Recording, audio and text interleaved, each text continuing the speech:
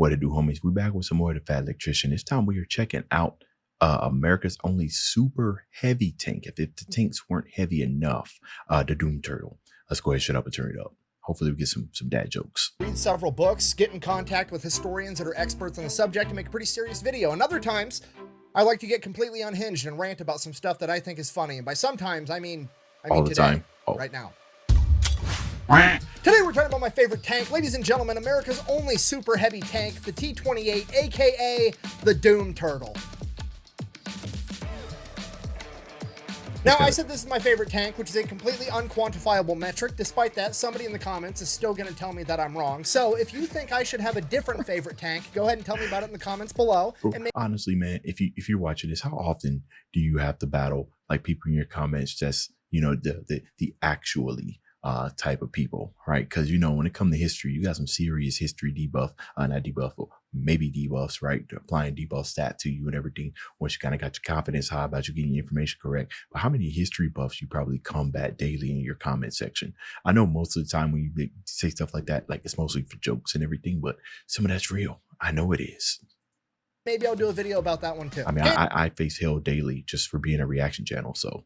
And just to be clear, when it comes to me and things like tanks and planes and guns, favorite is not the best, it's not the most impactful, it's not the most historically relevant, it's just the coolest / dumbest one around, and in my opinion, this is it. So let's go ahead and get into this right after an awkwardly relevant word from our sponsors. This video is brought to you by War Thunder. They've got over 2,500 tanks, planes, and ships, pretty much every military vehicle from World War II until modern times, including all the cool, weird, and obscure ones that may have never even actually seen combat. For example, let's say that I wanted to be the T-28, aka the Doom Turtle, America's only super heavy tank. I can do that. Then I can go over to X-ray mode, look at all the different components, check out all the specs, actually learn about the tank. Then I can hop over and I can customize it. Because let's face it, I don't just want to be the Doom Turtle. I want to be the Doom Turtle covered in bushes so I can try to sneak up on the enemy like I'm a 200,000-pound Wile E. Coyote with a 105mm howitzer for a nose. Then hold on. I've seen countless of War Thunder ads on many other channels and stuff that I react to.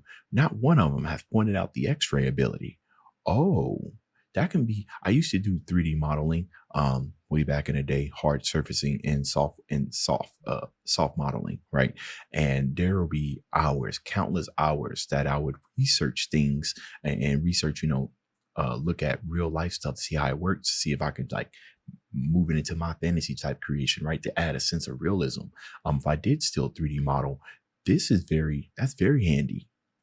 we throw an American flag on one side and some smack talk on the other, and now we're ready to go play the game. Now, once we start playing, the cool part is that it's not like a lot of other games where you just shoot at the other enemy tank and a hit is a hit no matter where it lands. No, in War Thunder, you can take out individual components of the enemy tank. For example, let's say there was a guy on a mobile artillery piece, and that one guy in particular was talking smack. You can address him individually. Or maybe you're approaching an enemy tank and you fire, but your shell doesn't get penetration, and now it takes a while to reload, so you just open fire with your 50 cal right through the window slit, giving their driver a nice metallic face high five. Then, once you get the gun reloaded, you can finish taking out the rest of the crew. Or sometimes you just get that lucky shot where the shell goes straight through the enemy tank and detonates their ammunition. And the best part about all of this is that it's free to play on PC, PlayStation, and Xbox. So if you wanted to give it a try, we'll have a link and a discount code in the description down below, and when you use my link, you're going to get all kinds of freebies to get you started off on the right foot.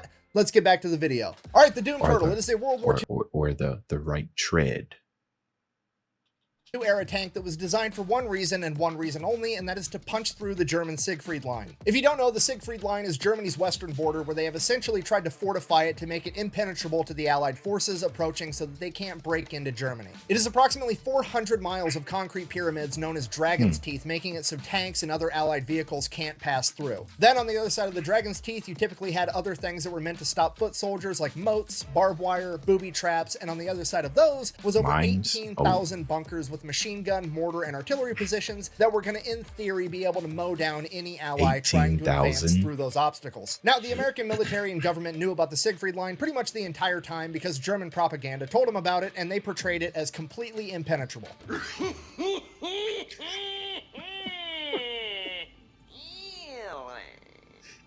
So the American military in 1943 is like, okay, we're going to come up on the Siegfried Line Very eventually. fitting. Let's go ahead and get a plan in the works on how we're going to address it once we get there. Now, clearly, that plan should not rely on tanks, right? I mean, that's kind of the Siegfried Line's entire MO. It was designed, built, and implemented with the sole purpose of stopping tanks. We should probably do anything other than use tanks, right? Wrong, completely wrong. American engineers got told the Germans built an impenetrable tank fortification, and they're like, fucking bet, we'll see about that. We're going to build a Rise to bigger, the better challenge. tank that's going to drive right fucking through it.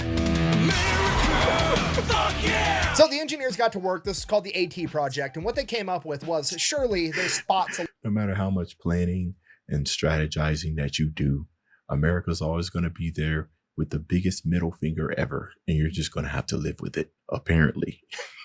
Along the Siegfried Line where the German military has a gap where they can drive their vehicles through, right? Has to be there. They can't just have 400 miles and they drive all the way around. There's got to be points where you can pass through it. And obviously those points of passage are going to be the most fortified positions, right? They're essentially going to make a fatal funnel, a choke point where all of the Allied forces have to try to go through a narrow passageway. And on the other side, it's going to be loaded with German 88 anti-tank guns, German artillery, machine guns, mortars, everything. They're going to be able to slaughter anybody that tries to make it through that little tiny narrow passage. To which the American engineers are like, cool, obvious solution. We're just going to make a tank that can't die. Okay, it's going to be so heavily armored that there's no anti-tank weapon or artillery piece known to man that could kill it. Then we're going to put a gun on it that's so big that it can shoot through concrete bunkers and take out the enemy. We're literally going to drive this gigantic, heavily armored tank directly into the enemy choke point, stand there, take all their anti-tank fire, be untouchable, and then we're going to return fire and kill them first. Okay, do you understand how gangster that is? This is the ultimate dad dick maneuver. Just straight up like, I know exactly what your plan is. I know what you want me to do so that you can beat me. I'm gonna do it anyways, and I'm still gonna win because fuck you. So they made the Doom Turtle, the T-28, America's only super heavy tank. This thing is 36 feet long, 10 feet tall, and 14 feet wide. It has 12 inches of armor on the front, and it's weighing in at 95 tons. Okay, approximately 210,000 pounds. Okay, the human mind can't comprehend how heavy this tank actually is. It literally 95 weighs as tons. much as a blue whale, which also isn't helpful because most people haven't seen a blue whale. Okay, so it's like,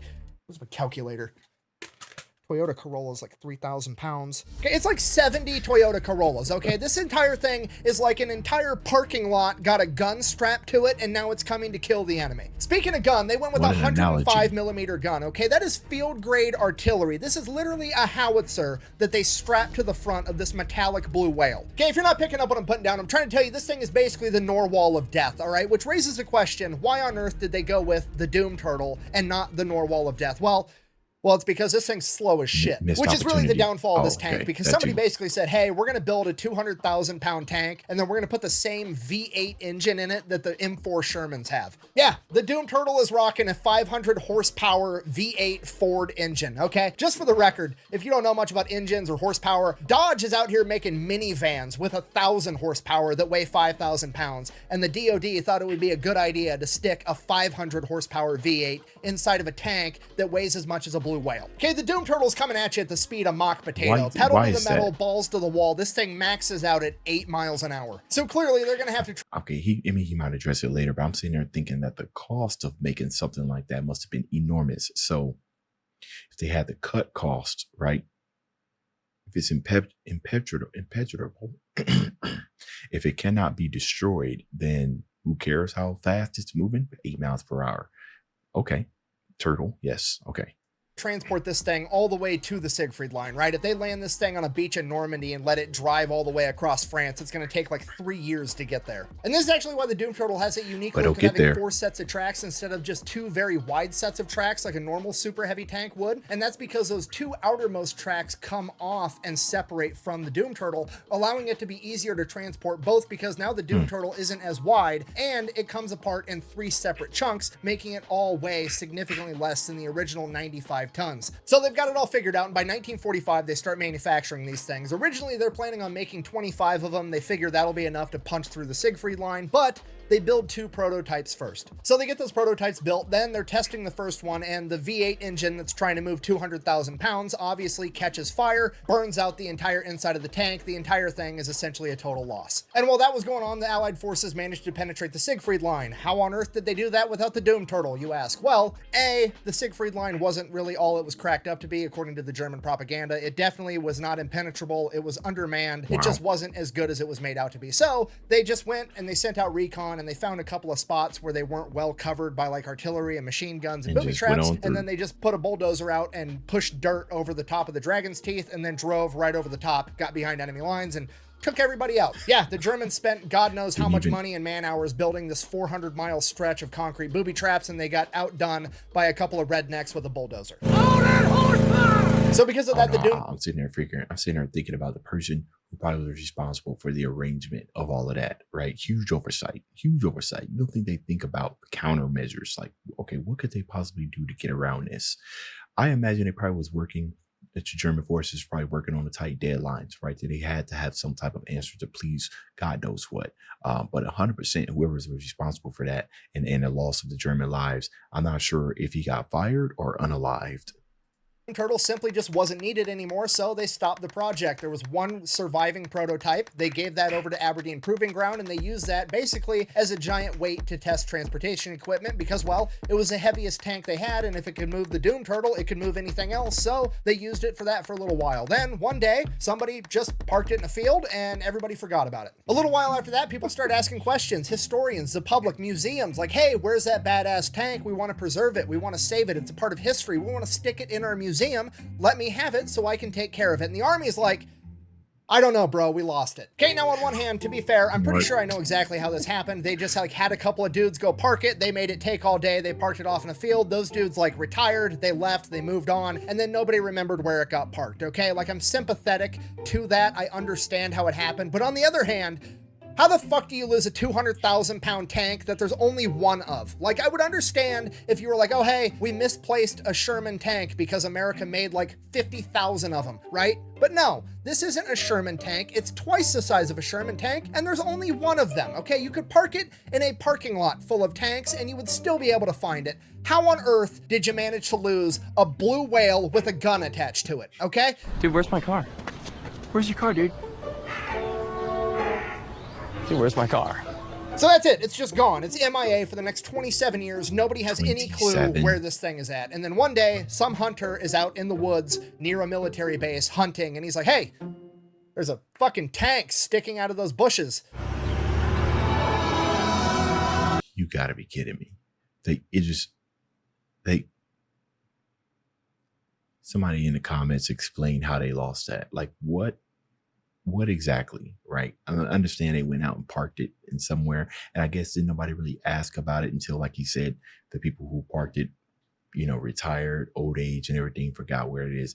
But it just seems like there was very little reconnaissance to discover that. And the fact that a hunter just happened to stumble upon something that big, nobody else, the only hunter there, surely there must have been other hunters that went in that general facility. Then again, I don't know. If I ran across something like that, would I report it? I probably would. I'd probably get up close and take a look at it, see what it is. I don't know. Maybe it ain't none of my business. I probably would just move on.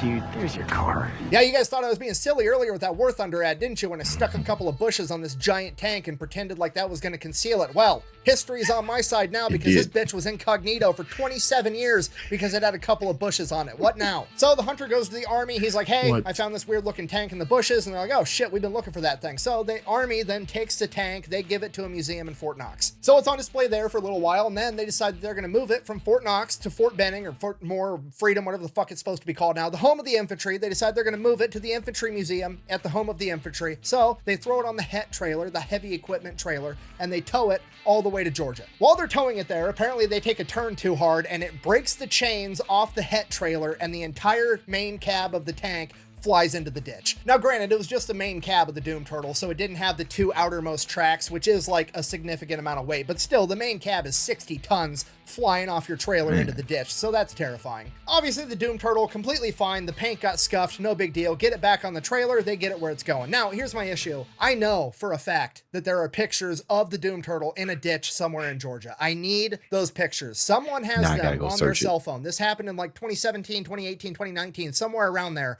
I know one of the drivers in that convoy took a picture of it with their smartphone. It has to have happened. I want that picture for history so I can get it to the museum, okay? Get me that picture. What are you waiting for? Chinese New Year? Go, go, go. Sorry, so that's it. That's the end of the story. They get it I to need the to see that National picture, Infantry too. Museum, and that is where it is on display today. So in conclusion, that's my favorite tank for literally no reason other than it's completely ridiculous and I think it's funny. What did Literally he from its use? inception, it was just designed to be a giant middle finger. The enemy told America, hey, you can't drive your tanks through here, and America said, hold my defense budget and watch this shit, and this is the monstrosity that they came up with, okay? I don't know if you can give a tank steroid. I mean, yeah. So my argument was that, you know, budget wise, but I see why they went with the engine they did. But yeah, that budget, I wonder what the calculated cost for something like that. That's probably on the internet too.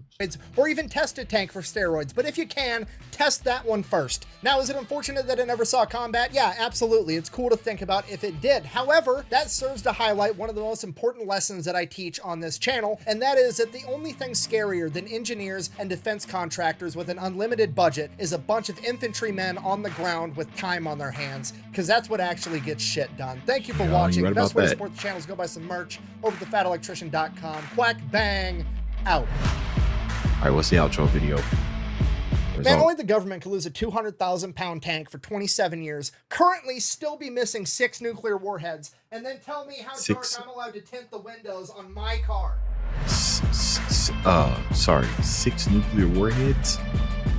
You know, I always find myself going into a huge information kind of hole after one of, and that's just his narration village, right? Because I can't just, it's like a massive cliffhanger.